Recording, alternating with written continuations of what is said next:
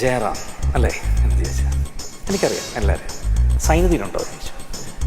ഞാൻ നോക്കിയപ്പോൾ സുമുഖനായിട്ടുള്ള വ്യക്തി. നേരെ അകത്തിന്ന് നിന്നെ കാണാൻ ഒരാൾ വന്നു. എന്ത് ഭംഗിയാണ് അവനെ കാണാൻ എന്ന് ഞാൻ പറഞ്ഞു. വേറെ സൈനത്തെ അകത്തോട്ട്. അവനാണ് വേഷം ചെയ്ത്, നിനക്ക് വെച്ചിരുന്ന വേഷം ചെയ്ത് അവനാണ്.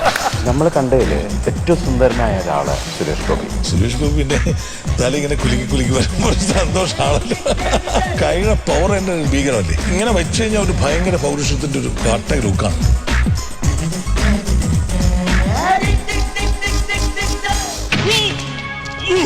നീ ഒടുക്കത്തെ ഗ്ലാമറാണ്. Thank you.